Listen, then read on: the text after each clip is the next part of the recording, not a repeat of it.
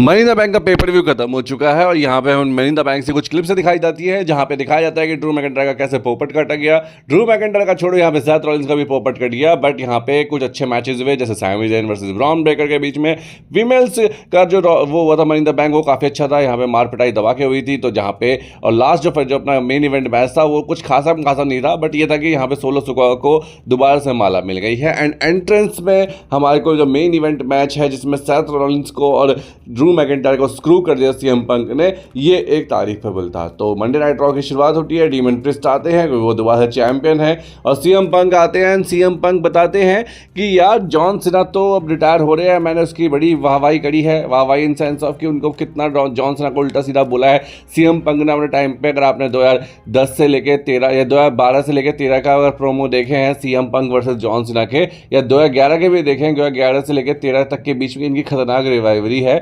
तो बहुत कुछ उल्टा सीधा बोला है इन्होंने। और वो बताते हैं कि मैंने ड्रू मैकिंटायर को भी ठिकान लगा दिया है, बट अनफॉर्चुनेटली मैं उसकी यहाँ बैंड बजाना चाहता हूँ, बट ड्रू मैकिंटायर यहाँ पे है नहीं। उसके एक्शंस की वजह से आपने देखा होगा जो मनी इन द बैंक का पेपर व्यू था उसमें ड्रू मैकिंटायर आते हैं और गलती से वो हाथ लगा देते हैं एडम पियर्स के, और उसके बाद वैरेट बचाव करते हैं थोड़ा बहुत, बट यहाँ से ड्रू मैकिंटायर को सस्पेंशन मिल जाता है। जिसके बाद सीएम पंक बोलते हैं कि भाई हर चीज़ का एक परिणाम होता है, उसने मेरे पीछे दिक्कत करी और मैंने इस चीज़ का सोल्यूशन निकाला और मैंने उसका जो है 2-3 बार उसकी जो जहाँ पे भी पहुँचने वाला था वहाँ उसको रोक दिया। वो सोच रहा था कि मैं money in the bank winner बन जाऊँगा, उसके बाद मैं कैश इन करके उसी सेम लाइट निकल जाऊँगा वर्ल्ड हैवीवेट चैंपियन बन के, बट मैंने उसको रोक दिया और मैं ऐसा करता रहूँगा, जो मेरे आड़े आड़ेगा मैं उसके साथ ऐसा ही करूँगा। फिर उसके बाद आते हैं Seth Rollins, and Seth Rollins यहाँ भड़के हुए होते हैं एंड सीएम पंक चुपचाप जाके कोने में बैठ जाते हैं और बताते हैं कि देखो मैंने इसके साथ ऐसे ऐसे किया है। और ये सब कन्वर्सेशन चल रही होती है, तभी सेथ रॉलिंस बोलते हैं कि तेरे को तो लाइमलाइट में आना बहुत पसंद है, तू यहाँ छुप के क्यों बैठा हुआ है, तू आ जाना यार, बात कर लेते हैं कुछ,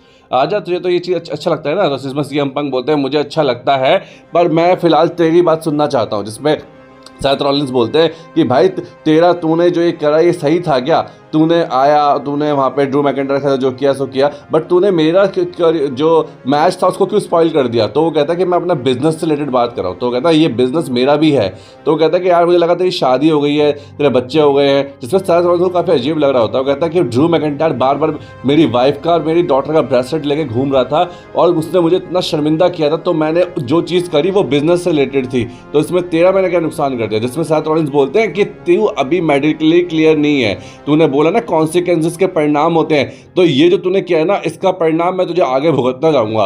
अगर तू जब ठीक हो जाएगा ना, मैं चाहूंगा कि तू ड्रू मैकिंटायर से पहले मुझसे भिड़े और मैं तेरा जो हाल है वो बुरा हाल करूंगा। मतलब तू भी जिस टाइम पे कुछ ऐसे लेवल अचीव कर रहा होगा ना, मैं जब वहां पे बीच में आके तेरी बैंड बजाऊंगा तब तुझे पता लगेगा। और ये चीज स्टेटमेंट जाहिर करती है कि सेथ रॉलिंस और सीएम पंक के बीच में खतरनाक मैच हमें देखने को मिलने वाला है भविष्य में।